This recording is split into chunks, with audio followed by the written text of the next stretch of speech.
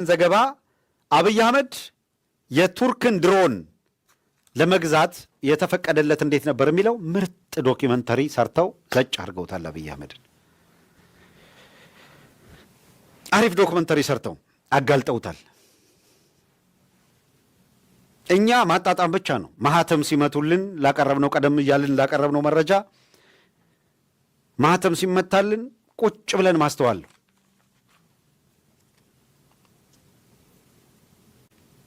የፈረንሳይ ቴሌቪዥን በደንብ ጥንቅቅ ያለች ዶክመንተሪ ነው የሰራው፣ ማስረጃዎችን ቤዝ አድርጎ አሰባስቦ እና አብይ አህመድ ከቱርክ የገዛ ህዝቡን የሚፈጅበት ድሮን ለመግዛት ሄደ። አስተውሉ።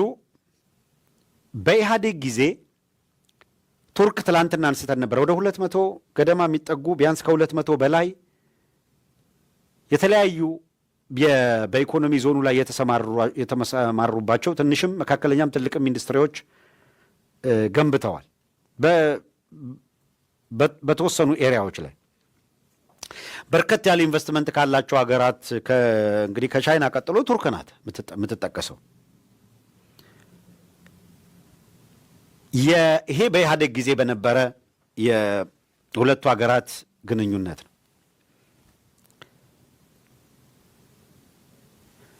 ኢትዮጵያ ውስጥ የሚኖር ፈቱላ ጉላን የሚባል ቱርካዊ በዋነኛነት ያለውን የኤርዶዋን መንግስት የሚቃወም እንደውም ባለፈው መፈንቅለ መንግስት በተደረገበት ጊዜም አስተባብሮብኛል በሚል ይከሰስ የነበረ ሰው ኢትዮጵያ ውስጥ ቢያንስ ወደ 6-7 ትምህርት ቤቶች የገነባ እና ትምህርት ቤቶች ያሉት ባለሀብት አለ የቱርክ ሰው። እና የእንትና ጥያቄ የማነው ስሙ የኤርዶዋን ጥያቄ የፈቱላ ጉላንን ንብረት የቱርክ ንብረት ነው ተብሎ ውርስ እንዲደረግ ነው ጥያቄ ያቀረበው። እና ለውርሱ እንደ ወርስ እርዱኝ ነው። ያንን ውርስ ደግሞ ለእሱ ለመረጠው በቱርክ ውስጥ ማነው ለቱርክ መንግስት በቱርክ መንግስት ስር እንዲተዳደር እናንተ ውሳኔ ስጡልኝ የሚል ነበረ። ይሄ ሁኔታ ለጊዜው በኢህአዴግ ዘመን መለስ ዜናዊ ተጠይቋል። በኤርዶዋን በኩል መለስ ለዚህ ምላሽ ሊሰጥ ፈቃደኛ አይደለም። ምላሽ ሊሰጥ ፈቃደኛ አይደለም ማለት የኤርዶዋንን ጥያቄ ተቀብሎ የፈቱላ ጉላንን ትምህርት ቤቶች ለመውረስም ለማስረከብም ወይም ለመዝጋትም ፈቃደኛ አልሆነም። ያቀረበው ምላሽ ፈቱላ ጉላን እንደ ባለሀብት ትምህርት ቤቶች ገንብቷል። የገነባቸው ትምህርት ቤቶች የሚማሩባቸው ኢትዮጵያውያን ናቸው። ስለዚህ ትምህርት ቤቶቹን ለመዝጋት የሚያበቃ ይሄ ነው የሚባል ምክንያትም የለንም። ስለዚህ ትምህርት ቤቶቹን አንዘጋም። ይሁን እንጂ ፈቱላ ጉላን ኢትዮጵያ ውስጥ ትምህርት ቤት ከፍቶ እየተንቀሳቀሰ የፖለቲካ ስራ ውስጥ ገብቶ ቱርክን ለማመስ እንቅስቃሴ ማድረጉ መረጃ ከደረሰን ያንን ሁናቴ ለማስቆም እንሞክራለን። ያንን ትክክል አይደለም እንላለን ወይም በህግ እንዳኛለን። ነገር ግን አሁን አንቀበልም ብለው ዘግተውታል። መለስ ከሞተ በኋላ ኤርዶዋን ኃይለማርያም ደሳለኝን ሞክሯል። ኃይለማርያም ደሳለኝም አልተቀበለውም። ኤርዶዋን አሁን ጥሩ ጊዜ ነው ብሎ አብይ አህመድን ጠየቀ። አብይ አህመድን የጠየቀው ግን አብይ የገዛ ህዝቡን ለመጨፍጨፍ መሳሪያ ድሮን መግዛት ይፈልግ ነበረ። ኤርዶዋን ፈቱላ ጉላንን ካሰሩላቸው ወይም ትምህርት ቤቱን ከዘጉላቸው በምትኩ እርጥባን በርከት ያለ ዶላር ለማበርከት ጥያቄ አቅርቧል። ለነመለስ ዶላሩን ኋላ ኪስ ክተት በማለት ነው ያለፉት ሁለቱም፣ ኃይለማርያምም መለስ ዜናዊም። አብይ አህመድ ድሮን መግዛት እፈልጋለሁ አለው። ድሮን የምትገዛል ከሆነ ኢትዮጵያ ውስጥ በፈቱላ ጉላን የተሰሩ ትምህርት ቤቶችን በሙሉ ዝጋ አለው። የገዛ ህዝቡን የሚገልበት ድሮን የገዛው ቱርክ ድሮን የሸጠችለት ትምህርት ቤቶቹን በመዝጋቱ ነው። ተመልከቱ። ትምህርት ቤት ዘግቶ ትውልድ አምክኖ ከዛ ድሮን አምጥቶ ከቱርክ በዛ ድሮን ደግሞ ህዝቡን ጨፈጨፈ። አሁን ከቱርክ ጋር ያለበትን ሁኔታ አይታችኋል። ሲያልቅ አያምር እንደሚባለው የቱርኩ ፕሬዚዳንት ትላንት በተናገረው ንግግር፣ ትላንት በዝርዝር ሄደንበታል። የሶማሌ ላንድ ፕሬዚዳንት ዛሬ ባወጣው መግለጫ በዛሬው መግለጫ ላይ የአገዛዙን የቱርክ ፕሬዚደንት ኢትዮጵያ ውስጥ ሆኖ ስለ ሶማሌላንድ የተናገረውን ተችቷል ወይም አውግዟል። የተቸው ወይም ያወገዘው ሶማሌላንድ በቀጠናዋ ካሉ ሀገራት ጋር በሰላም እንዳትኖር የሚያደርግ አስተያየት ነው። ስለዚህ እውቅና እንዳይሰጣት በሚል ከአጎራባቾቿ ጋር በሰላም እንዳትኖር የሚያደርግ ጫና ተደርጎብናል ወዘተረፈ የሚል መግለጫ አውጥቷል። ያው እየተተረማመሱ ነው። ትላንት አንስተንላችኋል። አብይ አሁን ከሶማሌላንድ ጋር ያለውን ግንኙነት ሊቆርጥ ነው። ይህንን ካደረገና እውቅና አልሰጥም ካለ ደግሞ ከእስራኤል ጋር ሊጣላ ነው። ከእስራኤል ጋር ተጣልቶ ከቱርክ ጋር ሊቆም ነው ወይስ ከእስራኤል ጋር ወዳጅ ነኝ እንዳለ ሁላ ከእስራኤል ጋር አድርጎ ሌላ ምን ሊያደርግ ነው ቢለው ግራ የገባ ሆኗል ማለት ነው። ትርምስምስ ማለት እንደዚህ ነው። ሳይጠና እየሄድክ የምትገባበት ነገር መጨረሻ ላይ ይዞልህ የሚመጣው አደጋ ይሄ ነው። ስለዚህ ቀንደኛ የሆነው የተቃዋሚ ኃይል ተብሎ የሚጠራው የኤርዶዋን የፈቱላ ጉላ ትምህርት ቤቶች በሙሉ እንዲዘጉ የሚል ብያኔ ወይም ውሳኔ ላይ ነው የተደረሰው። ምንም አይነት ጦርነት በሌለበት ቦታ ላይ የተሰሩ ትምህርት ቤቶች። ስለዚህ ቱርክ ትምህርት ቤት ዝጉ፣ ከዛ ድሮን ውሰድና እንደፈለግ ካርጋለው ትምህርት ቤቶችን ዘጋ። ድሮን ገዝቶ መጣ። ትምህርት ቤቶቹ ሲዘጉ ብርሃኑ ነጋ ምን ብሎ መጣ? ሰምታችሁታል። መማር እኮ ግዴታ አይደለም፣ እውቀት ማለት መማር አይደለም እና በብዙ ሀገር እንዳውም ዲግሪ የያዘ ምንም ዋጋ የለውም ሲል ሰምታችኋል አይደለም?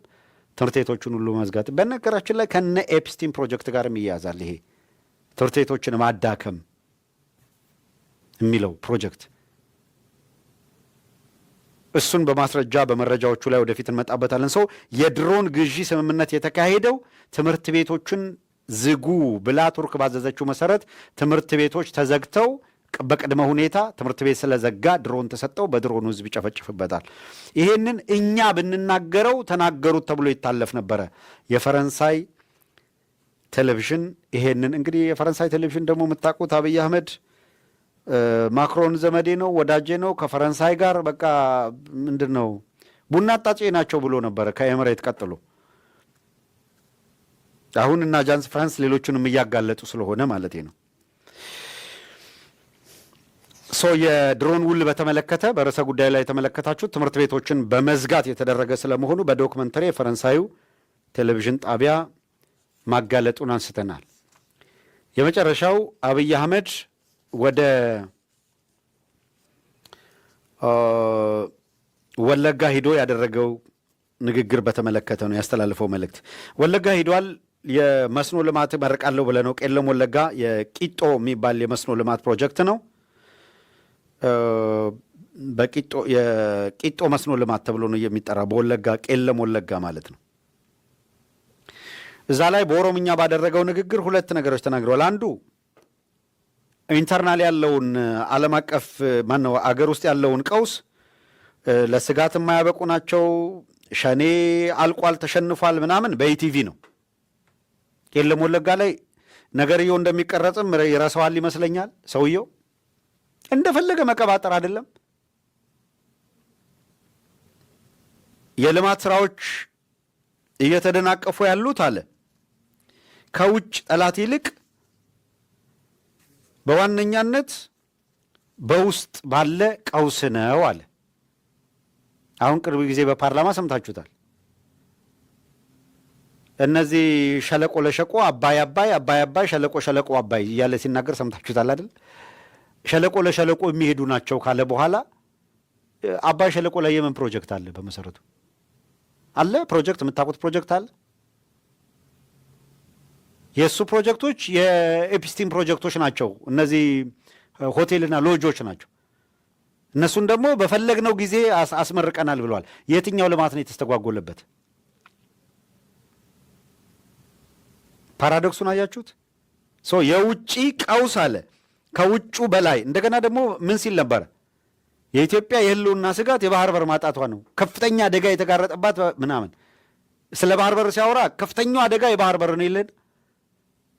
ቄለም ወለጋ ሲሄድ ደግሞ በኦሮምኛ የውስጡ ቀውስ ነው ከፍተኛው የልማት አደጋ አለና ቀጥሎ ምን አለ መሰላችሁ? ቅድም የሃይማኖት አባቶች፣ አባገዳዎች፣ አደሲንቄዎች እና የሀገር ሽማግሌዎች እናንተ ጥረት አድርጋችሁ ጫካ የገቡትን በሙሉ አምጧቸዋል። ባለፈው ሰምታችኋል። አማራ ክልል ላይ ጀነራሎቹን እንደዛ በሉ ሂዱ ብሏቸው በሬ እንሰጣለን በሉ መሬት እንሰጣለን በሉ እያለ ጀነራሉ በቃ ጭንቀቱን ሲለፈልፍ የነበረው የሰፈር ጸብ አይደለም። ቅድም ብየዋለሁ። ሀገር ሽማግሌ የምልከው ፋኖ ላይ ከኦነግ ጋር አለን የሚሉትን የፖለቲካ ቅራኔ ታንዛኒያ ሂደው ለመፍታት እኮ ሞከሩ።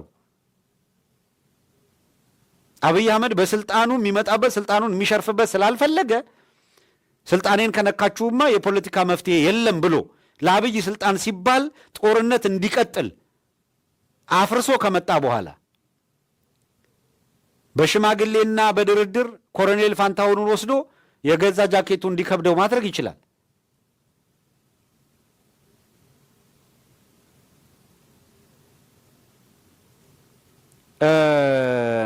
እነ ማስረሻ ሰጤን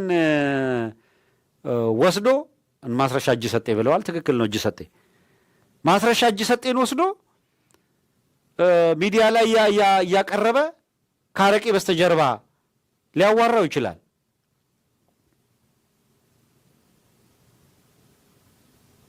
እዛው ላይ ያበቃል። አለቀ በቃ። ከዛ የዘለለ ፋይዳ የለውም። የሚገርመው እየነገርናቸው ራሳቸውን አደንቁረው አንሰማም ብለው እምቢ ብለው ሲያበቁ ሂደው እጅ ከሰጡ በኋላ ትላንት አሰምተናቸዋል። ወረቀቱን ቀዳዳችሁ እስር ቤት ብጥሉን ምን ዋስትና አለን ምናምን ይላል። ዋስትናማ የለም። አንድ እኩል ካልሆነ የአንድ ሀገር ችሎቱ ክንድ ላይ ብቻ ነው ያለው መድኃኒቱ ብሏል እኮ።